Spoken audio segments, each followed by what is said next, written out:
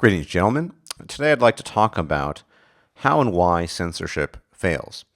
I've addressed issues of censorship in the past to varying degrees, and I promise you it's my intention to make this the last video pertaining to or of any relevance to the whole social justice nonsense. But I did want to make this video, and I have wanted to make it for a while, so I'm going to proceed. And after that, I want to move on to more pressing and interesting matters. Censorship doesn't work.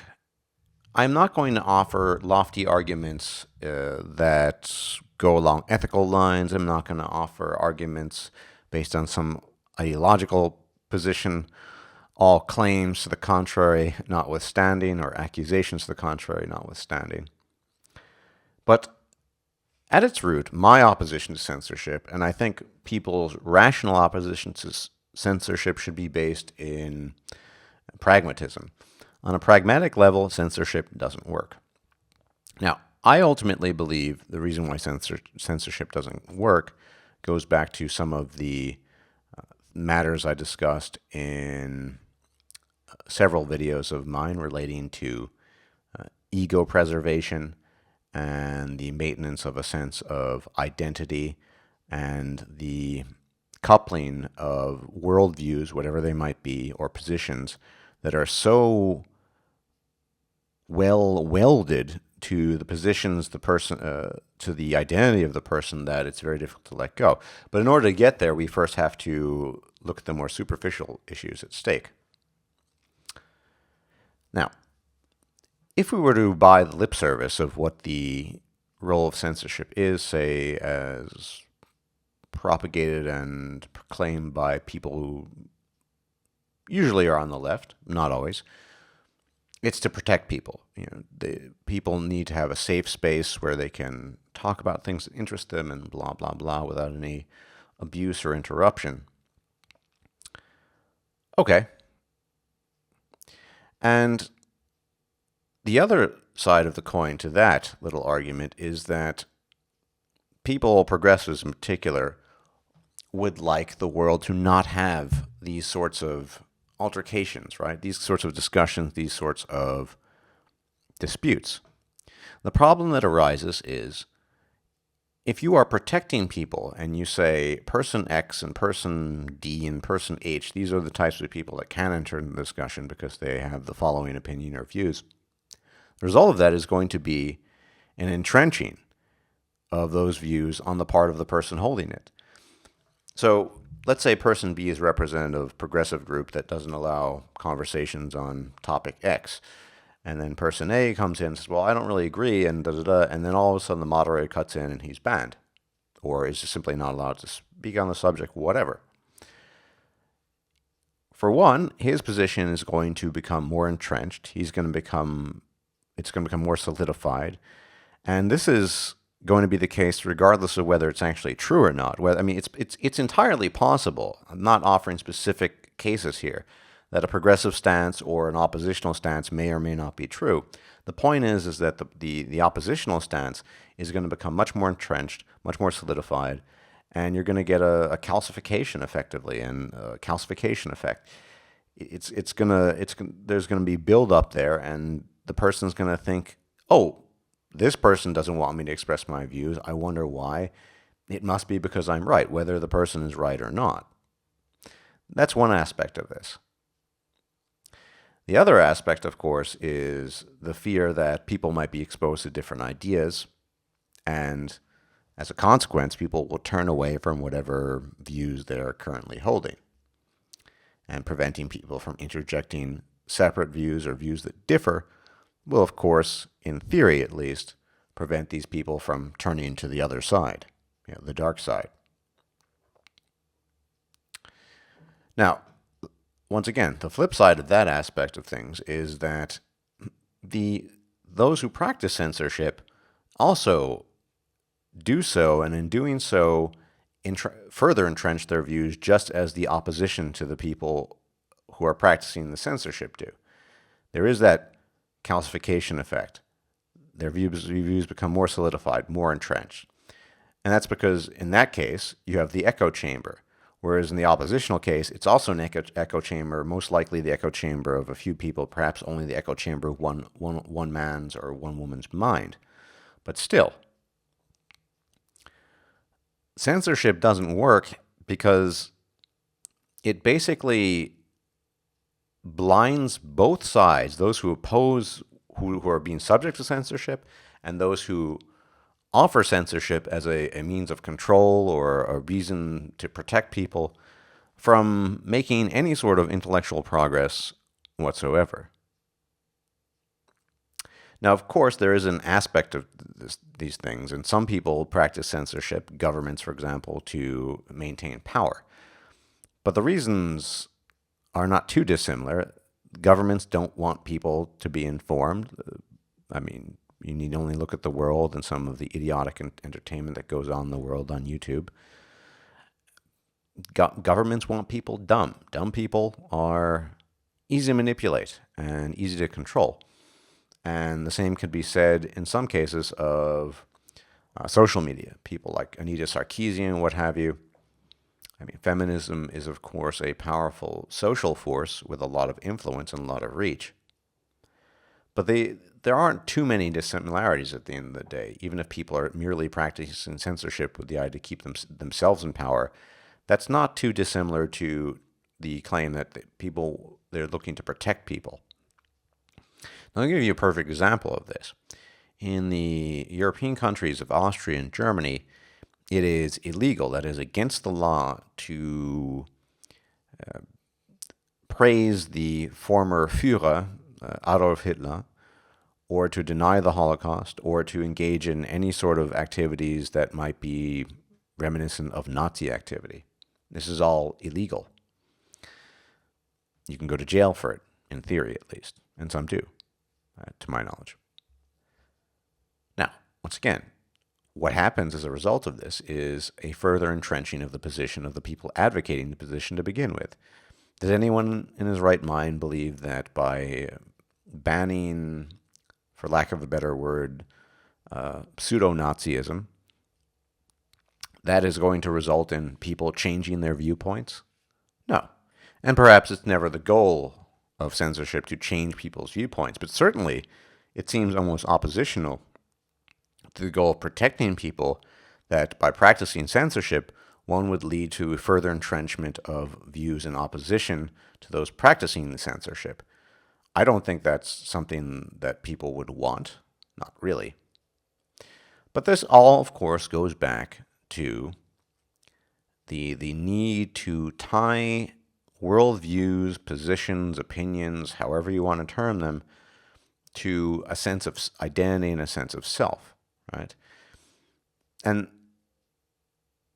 ever since I made the video Contented Irrationalist, I've continued to look for evidence both online and in real life, in the real world, to support this position. I see it's especially obvious online. If you go to any forum that advocates any sort of ideology, religious, political, philosophical, whatever, it seems clear to me that people are attaching far more importance to clinging to arguments and positions for the sake of clinging to them, rather than being open to the possibility of revision. Now, I used to be like that, and I like to think, and perhaps I'm wrong, that I have changed. I'm willing to revise my positions. In fact, I take pleasure in doing so. I don't want to be incorrect. I don't want to be wrong. I don't, unlike many people, and this was, of course, a conscious effort. I'm not special in this. Unlike many people, however, I've learned to evolve a different means of approaching subjects. Even as we speak, I've just started researching on a topic, possibly for a scripted video, that might turn certain aspects of manosphere conceptions on their head, at the very least mating strategy on its head. And I've had to revise or at least revisit some of my positions, and I do so gladly. But most people aren't willing to do this. Most people are more concerned with being quote-unquote happy, because they equate happiness to the preservation of the ego. Understanding, comprehension, analysis, all of these things are of lesser importance. And this is why censorship effectively works its wonders on both parties involved. Both parties become more entrenched because their positions are set in stone and become even more set in stone. And by the time it's all over, it's not just set in stone, it's been ground into the very earth. Does anyone in his or her right mind believe that, say, BioWare forums, which is big on censorship, that people there are exposed to new views and differing views? No. The occasional post might be allowed and then it's shot down and the person is usually banned thereafter.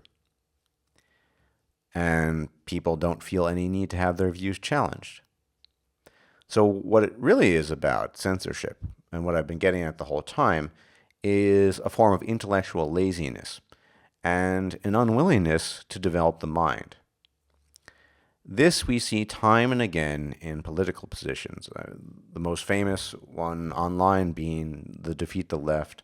The Marxists did it because no one who is, say, 40 or over, I suspect, I should hope I'm wrong on this, who advocates a position on that and then, say, studies neuroscience in depth. And I wouldn't even say I've studied neuroscience in depth. I'm not making a reference to myself. I've studied some of it.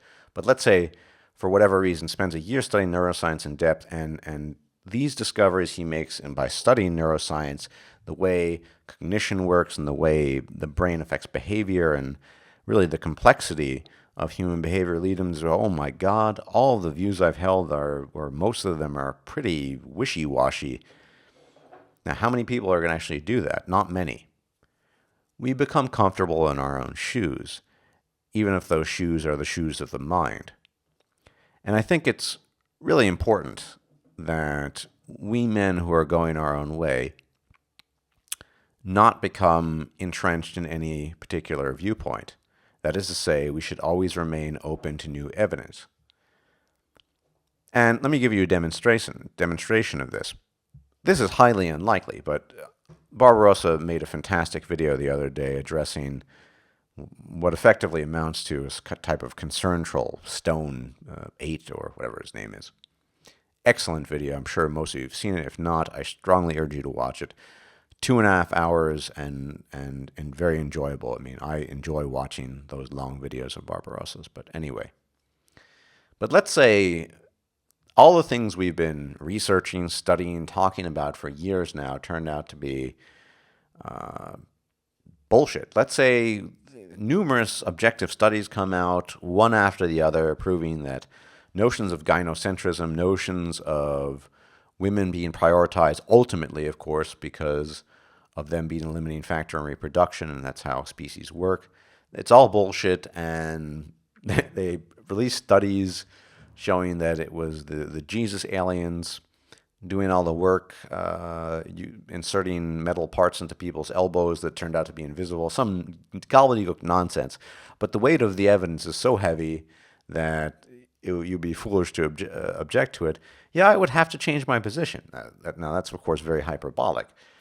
But the same can be said for something more minor positions. As I said, I don't want to reveal anything yet because I need to do more research. But certain aspects of mating strategy and certain aspects of things regarding how men and women interact in the reproductive realm have been challenged to varying degrees. I've seen in my research, and some of it is quite convincing. Now, this is none of it, of course, none of the things I've discovered have fundamentally changed my positions regarding, say, gynocentrism or the way the world operates. It's strictly limited to the way mating operates and some of the specificities of the mating game. Nonetheless, if it were to have wider applications, I would be willing to change my mind, because isn't that the definition of being an open-minded person? I think we MGTOW, in an ideal world, are or should be explorers. And this is just my opinion. We're trying to understand ourselves in the world And if we try to understand ourselves in the world, that allows for no static position. That is to say, a position that is static, that is immutable, that is not subject to change no matter what evidence is presented, is probably not the best one, and it's certainly not symbolic of exploration and self-discovery, because you're stymieing yourself and limiting yourself in the process. Now, this all seems to be quite far away from censorship, but I wanted to move in this direction to show how all these things are tied in and linked, that people practice censorship in order to maintain their egos, and likewise, the people who are affected by censorship can often maintain their egos in this manner because their positions become more entrenched and vice versa. This, I think, is the ultimate, and I suggested this in the Contented Irrationalist, the ultimate problem with human progress. Human progress is hindered, it seems, by numerous things, but we can reduce these things to some bare bones and some bare minimals.